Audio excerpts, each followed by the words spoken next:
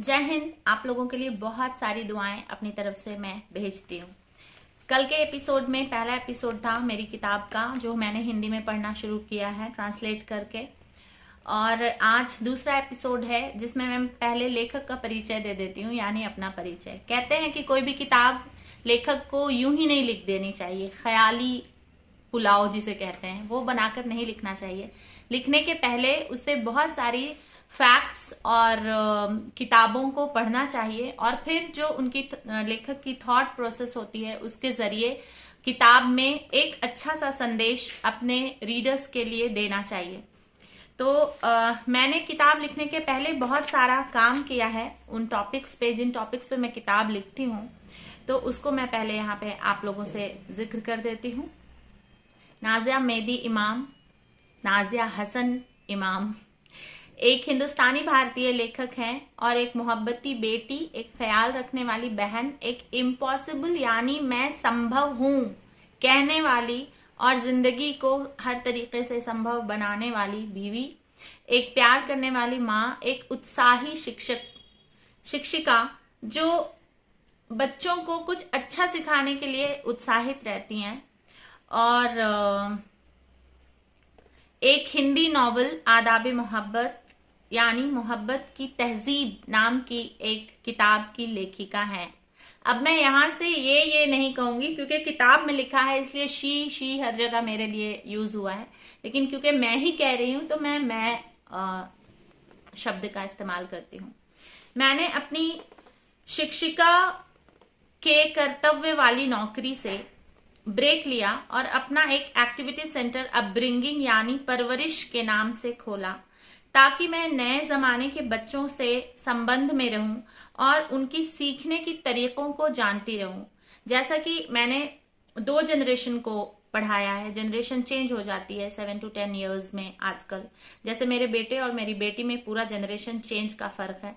तो उन 2 जनरेशंस में सीखने में क्या उतार चढ़ाव है और क्या चेंजेस आते हैं बच्चों में, वो जानने के लिए बच्चों से जुड़े रहना बहुत जरूरी होता है एक शिक्षिका को। तो जॉब छोड़ने के बाद अपब्रिंगिंग सेंटर इसीलिए मैंने खोला, ताकि मैं न्यू लर्निंग प्रोसेस को समझ सकूं और न्यू लर्निंग स्ट्रैटेजीज को बना सकूं। और वो सारी स्ट्रैटेजीज मुझे बहुत काम आई मेरे बेटे को भी पढ़ाने में, और बहुत तरीके से काम आ रही हैं। मैं जो किताबें लिखती हूँ उनमें वो सारी स्ट्रैटेजीज भी लिख देती हूँ ताकि बाकी लोगों को भी मदद हो जाए।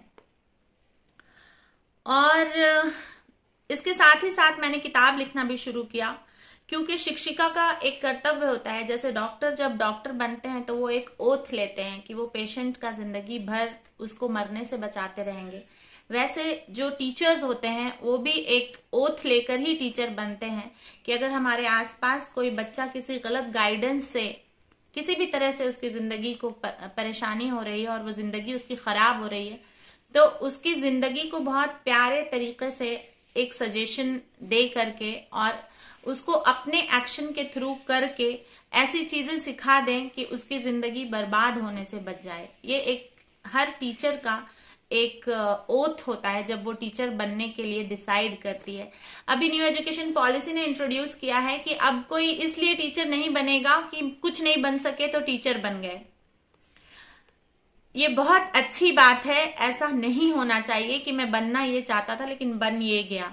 मेरी लाइफ में बहुत सारे उतार चढ़ाव ऐसे आए कि मुझे खुद ब खुद उस रास्ते पे चलना पड़ा कि मुझे टीचर ही बनना है।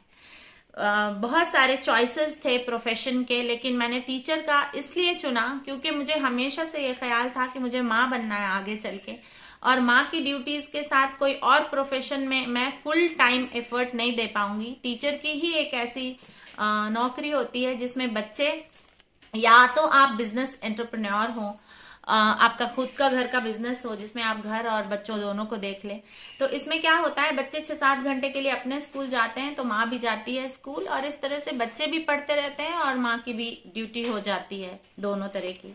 इसलिए ये चुना था मैंने, और अब तो इसको कंपलसरी बना दिया गया है कि वही टीचर बनेगा जिसको दिल से बनना है, जबरदस्ती कोई नहीं बनेगा।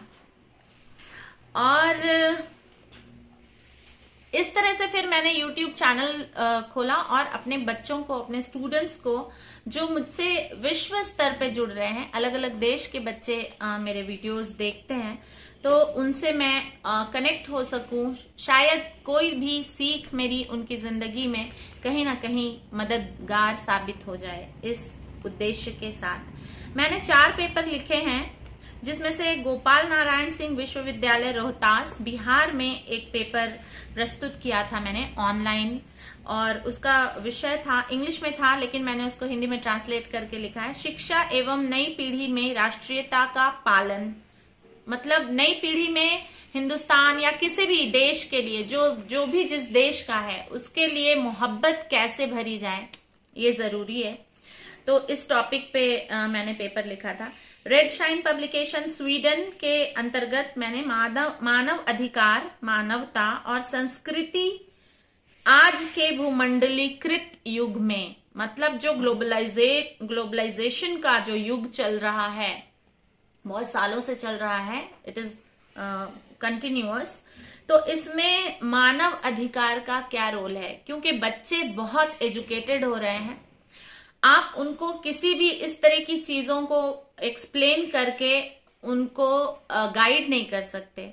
उनको हर बात में ह्यूमैनिटी के कॉन्सेप्ट को इंट्रोड्यूस करके ही आप कुछ सिखा सकते हैं। आपने जैसे ही, या मैंने एज अ टीचर जैसे ही कुछ अपने मन की उनके ऊपर जबरदस्ती थोपने की कोशिश की, तो वो लॉजिक पूछते हैं और एक्सप्लेनेशन पूछते हैं, क्योंकि स्कूल्स में सिखाया जा रहा है मानव अधिकार है बोलना। तो जब बच्चे बोलेंगे तो उनकी क्वेरी आएगी, और उसकी क्वेरी को आप किस तरह से बच्चे को एक्सप्लेन करेंगे उसके लेवल पे उतर के, ये चीज माँ बाप को सीखनी हो रही है। सीख रहे हैं माँ बाप, मेरे जनरेशन के माँ बाप भी सीख रहे हैं, पहले के जनरेशन के भी करते थे ये सारे काम, लेकिन क्योंकि जनरेशन चेंज हुई है तो बच्चों के हिसाब से थोड़ी पेरेंटिंग भी चेंज ही हो जाती है। तो इस तरह की चीजें। शिक्षा एवं महिला सशक्तिकरण के नाम से रेड शाइन लंदन में एक पेपर पब्लिश हुआ है, और एक भारतीय पब्लिकेशन के अंतर्गत जिसका संपादन यानी एडिटिंग डॉक्टर श्रेया पाठक ने किया, जो मेरी फ्रेंड थी कॉलेज टाइम में और अभी लेक्चरर है वसंता कॉलेज राजघाट में। डॉक्टर मीनाक्षी बिस्वाल टीचर हैं, लेक्चरर हैं वहां पे। डॉक्टर आशा पांडे मैम, जिनको मैं जानती हूँ, वो कल्चर में पढ़ाया करती थी, और वसंता कॉलेज राजघाट में इन तीनों ने उस पेपर को एडिट किया है। और जो राष्ट्रीय शिक्षा नीति 2020 के अंतर्गत इन पेपर्स का कलेक्टिव एक बुक बनी है, उसके अंतर्गत मैंने पेपर लिखा और ऑनलाइन प्रस्तुत किया था, जिसका टॉपिक है school education challenges and implementation under new education policy 2020। मतलब स्कूल एजुकेशन में क्या क्या प्रैक्टिकल चैलेंजेस एक टीचर अपने बच्चों को फेस करते हुए देखती है, और किस तरह से न्यू एजुकेशन पॉलिसी और कहां तक वो उन चैलेंजेस में हेल्पफुल होगी, ये टॉपिक था मेरा, और उस पर मैंने लिखा और वो बुक पब्लिश होकर के आई है। इसके अलावा मैंने बहुत सारे विश्वविद्यालयी स्तर पर और एक अंतर्राष्ट्रीय स्तर पर लेख प्रतियोगिता में पुरस्कार मुझे मिला है। मैं एक वक्ता भी हूँ वाद विवाद प्रतियोगिता में। स्कूल टाइम से कक्षा 8 से मैं पार्टिसिपेट करना शुरू किया मैंने, और उसमें मुझे प्राइजेस मिलते थे। तो इस तरह की चीजें जब टीचर्स बच्चों को इन्वॉल्व करते हैं तो बच्चे को समझ में आता है कि कहीं ना कहीं मेरी लेखन क्षमता अच्छी है, तभी टीचर मुझे बोल रहे हैं ये काम करने के लिए। और आज टीचर्स डे है, तो मैं सारे टीचर्स को एक बार सैल्यूट करना चाहूंगी कि जो अपनी सारी चीजों को, अपनी जिंदगी के उतार चढ़ाव सबको किनारे रख के बच्चों को शेप अप करने में अपना वक्त लगा देते हैं। और उसी तरह मेरी जिंदगी में भी बहुत सारे टीचर्स, स्कूल लेवल में, कॉलेज में लेक्चरर्स, यूनिवर्सिटी लेवल में प्रोफेसर्स आए, जिन्होंने मुझे बहुत शेप अप किया अपने तरीके से और बहुत अच्छी अच्छी चीजों को सिखाया, जिनको मैं अपनी किताबों में ढालने की कोशिश करती हूँ। मैं एक नई पीढ़ी को कुछ जबरदस्त विचारों से जिंदगी खुशहाल बनाने का तरीका अपनी किताबों में देती हूँ, क्योंकि बच्चों की जो सृजनात्मक क्षमता होती है, क्रिएटिविटी जिसे कहते हैं, उसको देख करके नेचर की क्रिएटिव क्रिएटिविटी पे बहुत ही ग्रैटिट्यूड पे करने का मन करता है कि जब उसने ऐसे ऐसे बच्चे बनाए हैं जो इतने ज्यादा क्रिएटिव हैं, तो फिर वो कितना क्रिएटिव होगा, द ऑलमाइटी। तो इस तरह से नेचर से कनेक्ट होना और अल्लाह द ऑलमाइटी जिसे हम कहते हैं, अलग अलग मजहब में अलग अलग कॉन्सेप्ट है, मैं उस पर नहीं जाऊंगी। बस इतना बताने की कोशिश कर रही हूं कि जो ऑलमाइटी है वो अपने बंदों में बहुत सारी क्रिएटिविटी डाल करके दुनिया में भेजता है, और जो जिस रास्ते पे वो अपने बच्चों को चलाना चाहता है, अपने बंदों को चलाना चाहता है, उस रास्ते पे चलने की हर कुव्वत उस बंदे के अंदर देकर चलाता है। बस उस कुव्वत को पहचानना वक्त ब वक्त और उसको निखारने की जिम्मेदारी टीचर्स और बच्चे की खुद की और पारिवारिक सदस्यों की होती है, जो उन्हें हेल्प कर सके। बाकी इतना ही हमारे हाथ में होता है, लाइफ की जर्नी हमारे हाथ के कंट्रोल में नहीं होती। और ये सृजनात्मक क्षमताएं जो हैं उनको मैं उभारने की कोशिश करती हूँ, और बहुत सारी चीजें जब माँ बाप बच्चों के साथ जब बहुत ज्यादा वक्फा गुजार नहीं पाते तो वो नहीं समझ पाते हैं कि मेरे बच्चे के अंदर ये क्रिएटिविटी है। लेकिन जब बच्चा स्कूल के अंदर जाता है और 6 से 7 घंटा टीचर्स के साथ डेली गुजारता है, तो 1 साल के एक्सपीरियंस के बाद टीचर इन चीजों तक, इन डिसीजन तक पहुंच पाती है कि इस बच्चे में ये चीजें मैंने इस साल देखी है खूबियां, अगर आप इस पे काम करेंगे तो बच्चा आगे इन खूबियों को निखारेगा। इस तरह की गाइडेंस टीचर्स पेरेंट को दे पाते हैं। और बहुत सारे पेरेंट्स को मैंने इंदिरा नेशनल स्कूल में काम करते हुए देखा है, वो सुनते हैं बातों को और काम करने लगते हैं अपने बच्चों के पीछे, और बच्चों में बहुत सारी चीजें सृजन होने लगती हैं, उनकी पर्सनालिटी में स्टार्स जुड़ने लगते हैं इन अच्छे चीजों को सीखते सीखते। अब थोड़ा सा मैं अपनी एजुकेशन के बारे में बताऊंगी। मैंने 10th और 12th यूपी बोर्ड से किया है। उसके पहले ग्रेड 5 तक मैंने कॉन्वेंट एजुकेशन ली थी। पापा का ट्रांसफर हुआ था तो वहां से 10th और 12th यूपी बोर्ड से हुआ। फिर बनारस विश्वविद्यालय जो है, वर्ल्ड फेमस यूनिवर्सिटी, वहां से ग्रेजुएशन किया मैंने। और वसंता कॉलेज एफिलेटेड कॉलेज है वहां का, मेन कैंपस में नहीं है, लेकिन बहुत कृष्णमूर्ति फाउंडेशन के अंतर्गत बहुत ही अच्छा कॉलेज, उसकी रेटिंग बहुत अच्छी है। अभी अभी नाक की टीम हमारे कॉलेज में गई थी और उन्होंने उसको A+ A1 रेटिंग दी है। सारे चीजों के बेसिस पे अलमनाइज क्या कर रहे हैं और बाकी बच्चों के एजुकेशन और एनवायरनमेंट और इंफ्रास्ट्रक्चर सबको मिलके उसको A1 ग्रेडिंग मिली है। तो मैं खुशकिस्मत हूं कि मुझे इतने अच्छे कॉलेज में पढ़ने का मौका मिला। और दूसरा कॉलेज मेरा है अलीगढ़ विश्वविद्यालय, जहां से मैंने MA इन हिस्ट्री और B.Ed किया है। तो मेरी एजुकेशन से आपको पता चल रहा होगा कि ये एक बहुत ही गाइडेड वे था टीचर बनने की तरफ। तो ये एक चोजन डिसीजन था। मेरे पापा कभी भी अपनी चीजों को हमारे ऊपर जबरदस्ती इस तरह से करने की कोशिश नहीं करते थे। वो जानते थे कि नए जनरेशन के बच्चे हैं और बोलते हैं। जब बच्चा बोलने वाला होता है तो उसके पेरेंट बहुत सारी चीजें उससे भी पूछते हैं। ऐसा ना हो कि ये बच्चा बोल कुछ रहा है और हम इसको पहुंचा कहीं और रास्ते में दें। तो पापा हमसे पूछा करते थे कि 12th तक की एजुकेशन के बाद आगे क्या करना है। तो सब्जेक्ट चूज करना हमारे हाथ में था। हमने चूज किया 12th ग्रेड के परसेंटेज के बेसिस पे। और फिर आगे मुझे बनारस विश्वविद्यालय में जो प्रिंसिपल थी मेरी कॉलेज की, स्वर्गीय विजया मैम, शिवपुरी मैम, वो कहती थी कि तुम्हें क्या जरूरत है यहाँ से जाने की, तुम्हें B.Ed करना है यहीं से कर लो, मास्टर करना है यहीं से कर लो। लेकिन मुझे ख्वाहिश थी कि मैं हिंदू विश्वविद्यालय और मुस्लिम विश्वविद्यालय दोनों जगह के कल्चर में परवरिश पाऊं, क्योंकि मुझे आगे चल के कहीं ना कहीं राष्ट्रीय एकता पे काम करना था और ये मेरा बचपन से एक तय डिसीजन था। तो मुझे बहुत खुशी है कि जो दुआ मैंने मांगी और मेरा एडमिशन वहां हुआ और मैंने दोनों यूनिवर्सिटी की कल्चर को देखा और बहुत सारी चीजें हिंदुस्तान के बारे में मुझे पता चली। विजन बहुत ब्रॉड हुआ। दोनों मजहबों को लेकर और दोनों यूनिवर्सिटीज के प्रोफेसर्स को लेकर, और वो सारी चीजें मैं अपनी किताबों में समेटने की कोशिश करती हूँ, जिससे बच्चे सीखें कि जब देश की बात आती है तो मजहब हम दिल तक रखते हैं, अपने कामों में आगे देश को करते हैं। और ये एक हर हिंदुस्तानी, और मैं ये हिंदुस्तानी सिर्फ नहीं कहूंगी, सारे मुल्क के जो भी सिटीजन्स हैं सबके अंदर ये फीलिंग होनी ही चाहिए, क्योंकि पहली वफादारी हमारी हमेशा हमारे मुल्क से होती है। तो ये चीज इनकलकेट करने की जो मेरी duty as social studies teacher मुझे मिली, क्योंकि मेरी चाहत थी तो मुझे मिली, और मैं दुआओं में भी मांगा करती थी कि मुझे चाहिए इस तरह की ड्यूटी, तो अल्लाह ने दी, और मैं कर रही हूँ वो काम आप लोगों की दुआ से।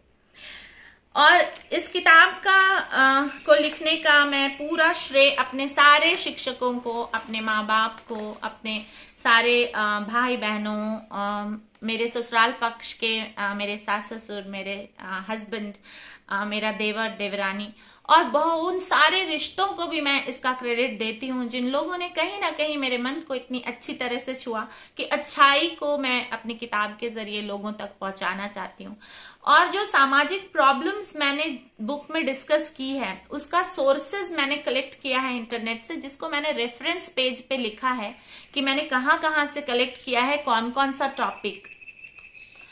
और उसके साथ ही बहुत सारे आजकल आप इंस्टाग्राम पे वीडियोस देखेंगे जिसमें ये सारी सोशल प्रॉब्लम्स जिसको मैंने डिस्कस किया है कहानी के जरिए वो आई हैं, और इसके जो जो सॉल्यूशंस मैंने इसमें डाले हैं उन सॉल्यूशंस में से बहुत सारे सॉल्यूशन पे मैं प्रैक्टिकली खुद भी काम करती हूँ, अगर कहीं मुझे मेरी जिंदगी में वो दिख जाता है तो।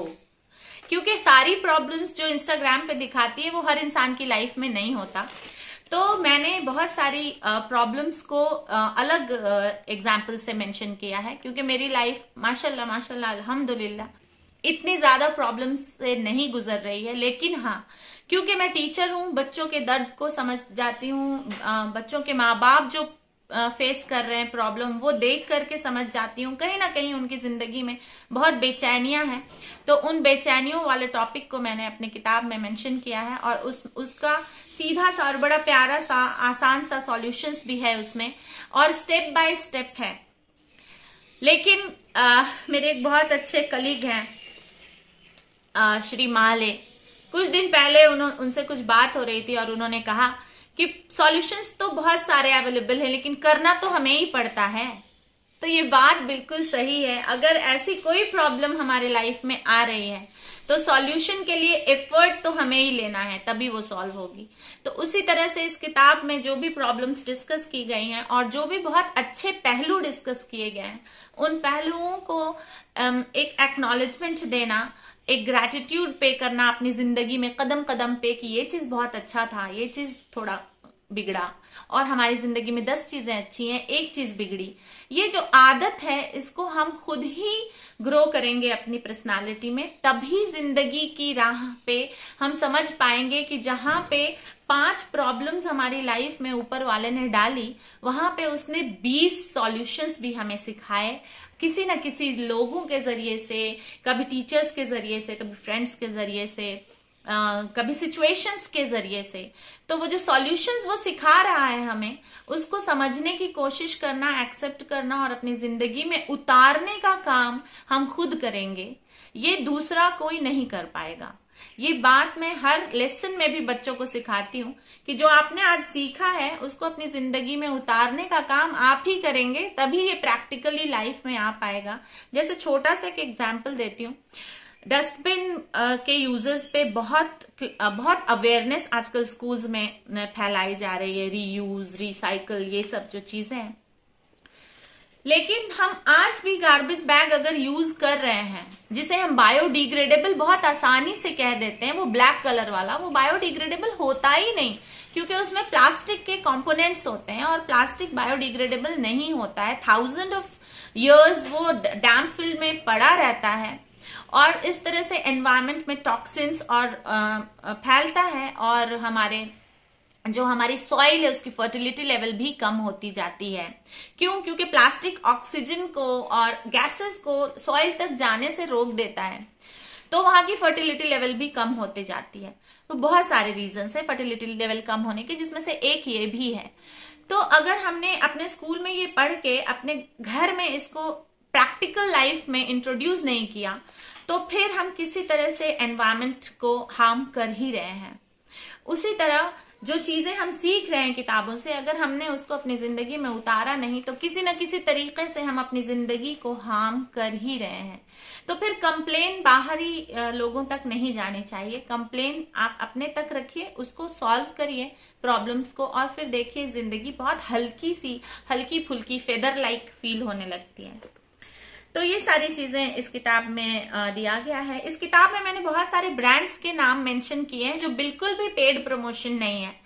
बचपन से मैं श्री लेदर और बाटा की जब चप्पलें पहना करती थी तो मुझे बहुत अच्छा लगता था कि ये बहुत पर्सनलाइज्ड डिजाइन्स और बहुत पर्सनलाइज्ड चीजों को ध्यान में रख के उनके पास डिजाइन्स होती थी। जैसे जो बहुत लंबे लोग हैं उनके लिए फ्लैट हील्स, जिनकी हाइट कम है उनके लिए हील्स वो भी जो कंफर्टेबल हो। पहले जब मैं बच्ची थी मुझे समझ में नहीं आता था, बहुत हाई हील पहनने का फैशन होता है बच्चों को, और मैं पहनती थी तो मेरी मंझली अम्मी मुझे हमेशा समझाती थी मत पहनो, इससे नस पे गलत असर पड़ता है, पैर की नसों पे। तो मैं बच्ची थी, मुझे समझ में नहीं आता था वो क्यों कह रही हैं। लेकिन जब मैं आगे बढ़ी पढ़ाई में, मैंने एजुकेशन ली और मैंने सीखा, तो मुझे समझ में आया कि वो सही कह रही थी। जब पैर का पोस्चर ऐसे होता है ना, तो सारा स्ट्रेस पीछे के नसों पे पड़ता है और फिर उससे बहुत सारी पैरों की बीमारियां हो सकती हैं। वेरिकोज वेन्स हो सकता है, ब्लड सर्कुलेशन अच्छे से नहीं हो सकता है, हमें साइटिका भी हो सकता है, बहुत सारी चीजें हो सकती हैं। तो इस तरह की छोटी छोटी चीजें जो हैं, जो ब्रांड्स लोगों के कंफर्ट लेवल को देख करके कस्टमाइज प्रोडक्ट्स बनाते हैं, उनकी तारीफें मैंने इस बुक में की है, ताकि उनकी जो मेहनत है और उनकी जो ये सोच है कि हम कस्टमाइज चीजें बनाएं ताकि लोगों को तकलीफ ना हो और लोग किसी ना किसी तरह से लोगों को हेल्पफुल हो। तो उनकी इस सोच को ग्रैटिट्यूड पे करने के लिए मैंने उन ब्रांड्स के नाम इस किताब में लिखा है। और मैंने इसमें डिस्क्लेमर लिखा है कि इस कहानी के अगर कोई भी पात्र या इस कहानी का कोई भी इवेंट आपकी किसी पर्सनल लाइफ से जुड़ता है कहीं भी, तो ये एक महज इत्तेफाक है, क्योंकि मैं सबको तो पर्सनली जानती नहीं हूं। तो अगर मैंने कुछ इसमें ऐसा लिखा है जो आपकी लाइफ से जुड़ रहा है, तो ये एक ग्लोबल इशू है, क्योंकि मैंने इंटरनेट से उठाया है, मैंने इंस्टाग्राम के वीडियोस देख करके वो सारे टॉपिक्स भी उठाए हैं। तो ये आपकी लाइफ को कहीं ना कहीं कनेक्ट कर रहा होगा, लेकिन चूंकि मैं आपको पर्सनली जानती नहीं हूं, तो इसका ये सिर्फ एक महज इत्तेफाक है, इसका आपकी पर्सनल लाइफ से कोई लेना देना नहीं है। और ये सिर्फ आपको कहीं ना कहीं बहुत कुछ पारिवारिक सॉल्यूशन बताती हुई किताब है, जिसमें मैं अब अगले एपिसोड से मैं शुरू करूंगी पहला चैप्टर, जिसका नाम है बर्ड्स ऑफ पैराडाइज, जन्नत की चिड़िया। एक बच्चा जब दुनिया में आता है तो कैसे वो पाक रूह लेकर के आता है, और वो जन्नत की चिड़िया ही होता है जिसके पंख हमें बढ़ाने होते हैं, जिसकी स्किल्स हमें डेवलप करनी होती है, ताकि वो अपनी जिंदगी के सफर में बड़ी ऊंची उड़ान से उड़ करके बार बार ये साबित करे कि मुझे अल्लाह ने भेजा है। The almighty has blessed me with many skills, बहुत सारी स्किल्स उसने मेरे अंदर भेजी है, और मेरे माँ बाप और मेरे भाई बहनों और मेरे परिवार ने मुझे हेल्प किया उन सारी स्किल्स को डेवलप करने के लिए। तो यहां से मैं शुरू करूंगी कल। तब तक के लिए जीते रहिए, खुश रहिए, जुड़े रहिए मुझसे मेरे चैनल पे। इंडिया रॉक्स 2023 नेशनल इंटीग्रेशन मेरी किताब के जरिए कैसे होगा, ये भी जानने के लिए, और परिवार की छोटी छोटी चीजों को कैसे हम बहुत सारे एफर्ट्स ले करके ठीक करके और खुशहाल जिंदगी जीने का तरीका अपनाते हैं, वो सीखने के लिए भी। जीते रहिए, खुश रहिए, आबाद रहिए। जय हिंद।